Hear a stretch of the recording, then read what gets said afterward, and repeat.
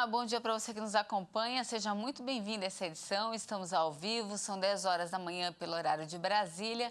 Mais uma semana está começando e que ela seja aí abençoada para todos nós. Vamos juntos acompanhar os principais destaques do Brasil e do mundo desta segunda-feira.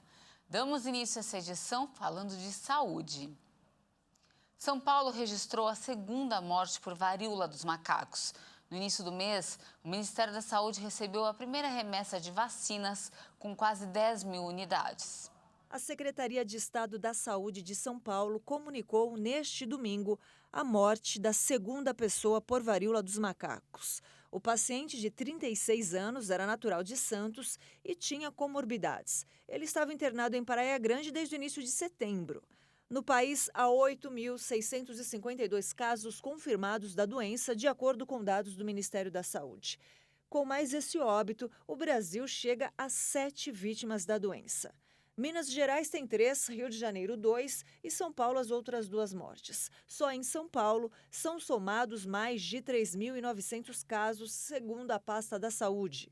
A Organização Pan-Americana da Saúde pontuou que a propagação parece estar diminuindo, embora na semana passada mais de 2.300 novas infecções tenham sido relatadas pelos países que compõem a região das Américas. O Brasil comprou aproximadamente 50 mil imunizantes via fundo rotatório da Organização Pan-Americana de Saúde e já recebeu quase 10 mil doses.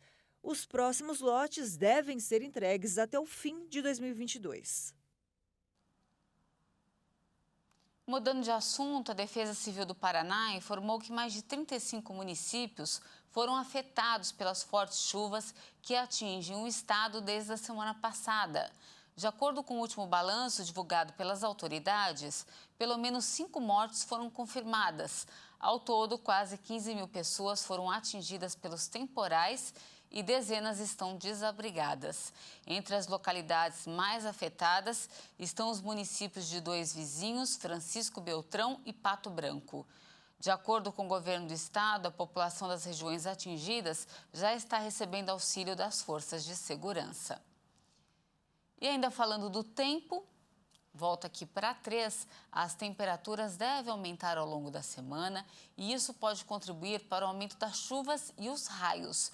Agora vamos juntos ao vivo com a câmera 10 lá fora. Aqui em São Paulo o sol aparece com poucas nuvens, o sol apareceu logo cedo e olha, deve continuar ganhando força.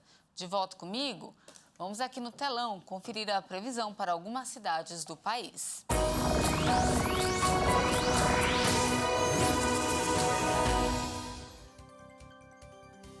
Todo mundo de olho aqui, ó, no nosso telão interativo. A gente começa falando da cidade de 2 vizinhos no Paraná que tem enfrentado diversos problemas por conta das chuvas. Hoje o tempo deve ficar um pouco mais firme por lá, com máxima prevista aí de 26 graus. Mas a previsão é de que durante a semana os temporais voltem a atingir a região. Em Rio Grande, no Rio Grande do Sul, o tempo vai ficar encoberto, com previsão de chuva a qualquer hora do dia. A máxima na cidade não deve ultrapassar os 18 graus. Para finalizar, a gente volta a falar aqui da capital paulista. O dia por aqui começou ensolarado e bem bonito, como você viu na sua tela. A expectativa é de que o sol predomine durante a boa parte do dia, mas haverá formação de nuvens carregadas e pode até chover em áreas isoladas. Agora faz aí uns 20 graus, mas a máxima pode chegar aos 26 graus.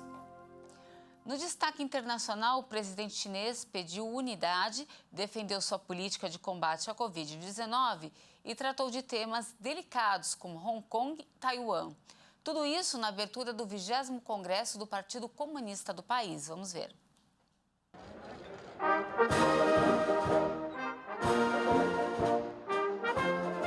Aberto o 20º Congresso do Partido Comunista da China neste domingo em Pequim. Os quase 2.300 delegados da sigla se reuniram para o encontro que deve, dentro de uma semana, ratificar Xi Jinping como secretário-geral do PCC, um prelúdio para sua reeleição no ano que vem como presidente do país, se consolidando como o líder mais poderoso desde Mao Zedong. Ovacionado em sua chegada, Xi discursou por mais de 1h30 no Grande Salão do Povo e pediu unidade. O 20º Congresso Nacional do Partido Comunista da China é um congresso muito importante, convocado em um momento crítico, quando todo o partido e o povo de todos os grupos étnicos estão embarcando em uma nova jornada de construção abrangente de um país socialista modernizado e marchando em direção ao segundo objetivo centenário.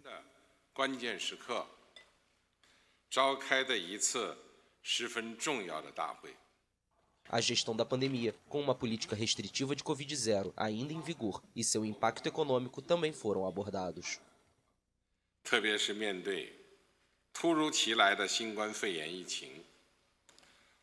Especialmente quando enfrentamos a inesperada pandemia de Covid. Optamos por colocar as pessoas e suas vidas em primeiro lugar. Aderimos a uma política inabalável de Covid-0. Travamos uma guerra popular, uma guerra total e uma guerra de bloqueio para combater a pandemia. Proteger a segurança e a saúde das pessoas até o mais alto grau.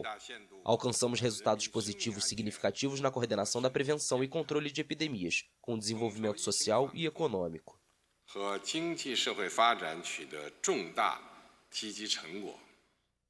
Temas mais delicados para Pequim também foram trazidos, como os protestos pró-democracia e a posterior repressão em Hong Kong, que para Xi passou do caos à governança, e as tensões sobre Taiwan, ilha com um governo autônomo que Pequim não renunciará ao uso da força para reunificar. Em nenhum momento foi feita qualquer menção às tensões com os Estados Unidos ou à guerra na Ucrânia. Neste congresso, coreografado em detalhes e realizado em grande parte a portas fechadas, os participantes vão nomear os cerca de 200 membros do Comitê Central. Este grupo vai designar os 25 membros do Politburo e aqueles que vão formar o poderoso Comitê Permanente, a máxima instância decisória do país. O resultado do Congresso deve ser conhecido em 23 de outubro, um dia depois do encerramento, embora as decisões já tenham sido tomadas pelas diferentes facções do partido.